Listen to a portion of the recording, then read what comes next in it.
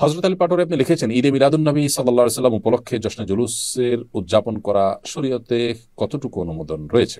মেয়েরা ladies cycle বা scooty চালাতে পারবে কিনা? মেয়েরা লেডিস সাইকেল বা স্কুটি যদি চালান নিজস্ব অঙ্গনে, ধরুন তার বাংলোতে, তার বাড়ির এরিয়াতে, তার এমন কোনো জায়গাতে যেখানে আসলে পরপুরুষের দৃষ্টিতে তিনি গোচর হচ্ছেন না, তাহলে সেক্ষেত্রে সেটি জায়েজ হতে পারে।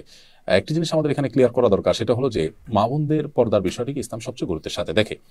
যদি কোনো মা বোন এমন কোনো কাজ করেন যেটা তার পর্দার জন্য সমস্যা হবে, সেটা কাজটা ইটসেলফ হালাল হলেও, বৈধ হলেও, সেটা তার জন্য তখন আর করা জায়েজ হয় না।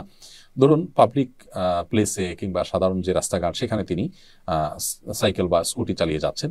এখানে আল্লাহ রাব্বুল আলামিন তাকে যে শরীরের কাঠামো দিয়েছেন, সাইকেল বা স্কুটি যদি চালাতে যান তিনি, তাহলে সেক্ষেত্রে নানাভাবে তার সে প্রাইভেসি লঙ্ঘন হবে, তাকে নিয়ে কেউ বাজে চিন্তা করার স্কোপ পাবে, এবং তার যে ব্যক্তিত্ব সেটার একটু হলেও হানি বা আঘাত ঘটবে। যার কারণে এই সমস্ত জায়গাগুলোতে আপনি পর্দাশীলতা মেনটেন করে এটা করতে পারছেন কিনা, সেটা হলো মূল বিষয়। সাধারণত এরকম অবস্থাতে আপনার স্কুটি বলেন, বাইসাইকেল বলেন, জাতীয় কোনো কিছু চালানো সম্ভবপর হয় না পরিপূর্ণভাবে নিজের পর্দাপোশিতাকে মেনটেন করে। অতএব এই অবস্থাতে এটি কিন্তু জায়েজ হবে না।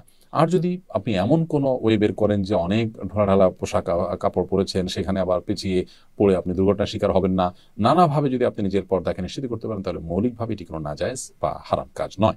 হযরত আলী পাটোয়ারী আপনি লিখেছেন, ঈদে মিলাদুন্নবী সাল্লাল্লাহু আলাইহি সাল্লাম উপলক্ষে জশ্নে জুলুসের উদযাপন করা শরীয়তে কতটুকু অনুমোদন রয়েছে? নবী করিম সাল্লাল্লাহু আলাইহি ওয়াসাল্লামের জন্মের দিবসটি ঠিক কোনটি, জন্মের তারিখটি ঠিক কোনটি, সেই তারিখটি কোনো হাদিসের কিতাবে বর্ণিত হয়নি। বিশুদ্ধ তো বটে, এমনকি কোনো দুর্বল সূত্রে বর্ণিত হাদিসেও কিন্তু বর্ণিত হয়নি।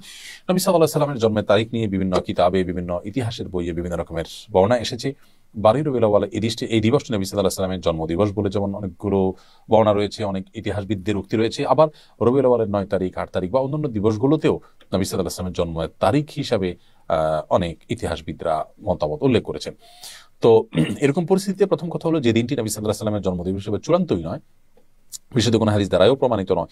দ্বিতীয়ত, যেই জন্মের তারিখটিকে নবী সাল্লাল্লাহু আলাইহি সাল্লাম জীবনে কখনো উদযাপন, মেহেরবানি করে সেটা খুঁজে দেখবেন। দ্বিতীয়ত হলো, এটি কোত্থেকে আসছে জন্মদিবস উদযাপন, সেটা নিয়ে আপনি একটু পড়াশোনা করুন, একটু অনলাইনে ঘাটাঘাটি করুন। আপনার আমার মনে হয় যে ধারণা ইনশাআল্লাহ বদলে যাবে। আল্লাহ তাআলা আমাদেরকে হেদায়েত দান করুন।